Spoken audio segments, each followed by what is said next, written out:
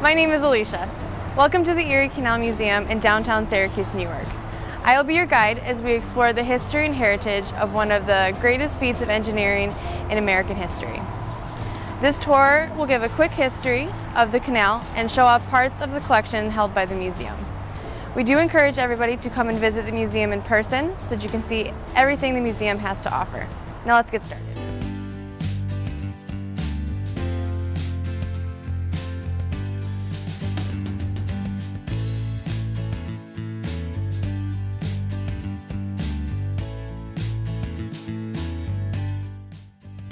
This is the Erie Canal Made New York exhibit.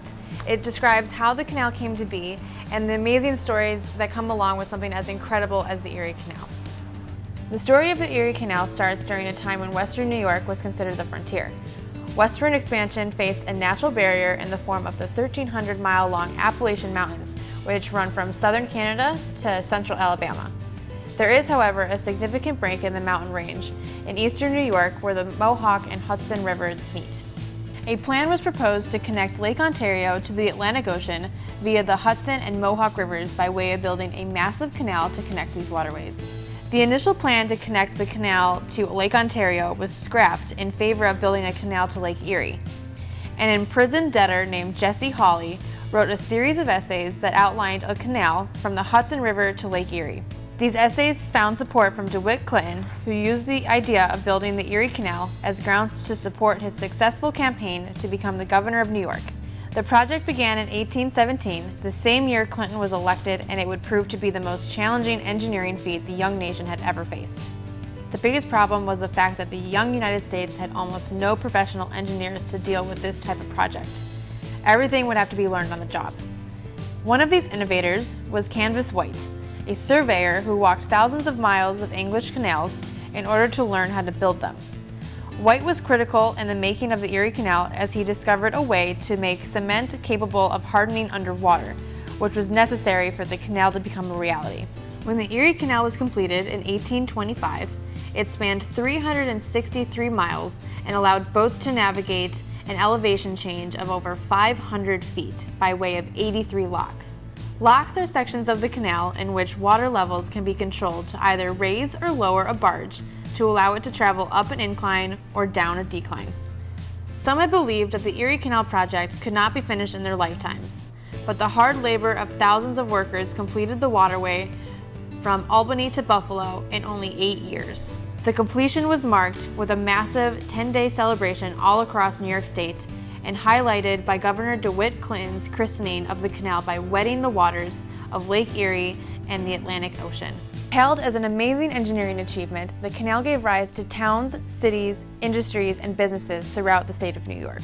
It was so successful that it was enlarged twice to accommodate more traffic and larger boats. And although today it is primarily used for recreation, it is still a source of pride for New Yorkers as it was almost 200 years ago.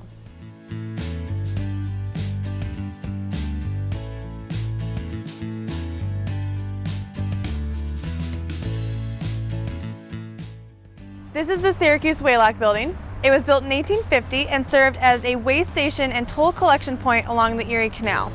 There were 7 such buildings along the canal, however this one was the busiest. It sits at the former junction of the main Erie Canal branch and the Oswego branch, which led north to Lake Ontario. The building operated 24 hours a day during canal season until 1883, when tolls stopped being collected on the canal in order to compete with railroads. It has been serving as a museum since 1962, when public support from the Junior League of Syracuse, the Canal Society of New York State, and other concerned citizens saved it from demolition. The city of Syracuse was developed along the banks of the canal and has since protected its legacy through the museum. Syracuse was little more than a frontier settlement in 1820 with about 250 non-native people. However, the canal brought prosperity and a huge swell of population, which exploded the city to about 100,000 people by 1900. Syracuse became a center of commerce as banks began to take advantage of the city's location and commercial gains stemming from being a part of the Erie and Oswego canal systems. They also saw the economic gains of Syracuse's booming salt industry. In 1860, Syracuse was the source of over 50% of the United States salt production. Along with salt and transportation, industry arrived in the city. Typewriters, caskets, bicycles, washing machines, and many other goods were produced in Syracuse, making manufacturing the city's leading business. Line boats like this one, the Frank Buchanan Thompson, were not just means of shipping goods across the state. They were people's entire lives. Tens of thousands of people found their day-to-day lives centered around boats like this along the Erie Canal. The boat's crew lived on board along with any passengers who might be traveling with them and their cargo. Men and women worked as crew, cooks, toll collectors, boat makers, and many other positions that centered around the canal. These people were known as canalers. Line boats were just one type of boat on the canal. They were joined by packet boats, which also carried passengers. Travel aboard a packet boat was much more expensive, but they offered far better conditions than line boats. They shared the water with cargo barges like Lakers or bullhead boats, as well as working boats like scows. Since New York City was the center of immigration in the United States, the canal was often used by immigrants to travel to the Midwest and industrial cities like Cleveland, Detroit, and Chicago. Many came with little to no money and sought work as laborers in industrial centers, mines, and farms.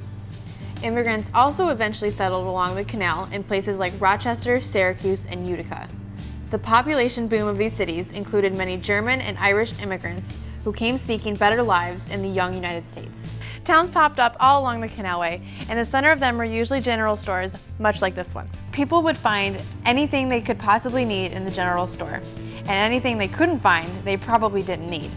Alongside the general store, taverns and craftsman shops also sprung up as people began to settle and require the services of carpenters, bricklayers, and other skilled workers. Entertainers found the canal could expand their opportunities as well. No longer was Broadway the only place in New York you could see a show. People found ways to make a living along the Erie Canal, and cities like Syracuse, Buffalo, and Seneca Falls can all attribute their growth to the Erie Canal. The Erie Canal's lasting impact on New York and the United States as a whole cannot be understated. This ambitious project was once thought of as madness, but proved to be the most influential undertaking in the nation's history.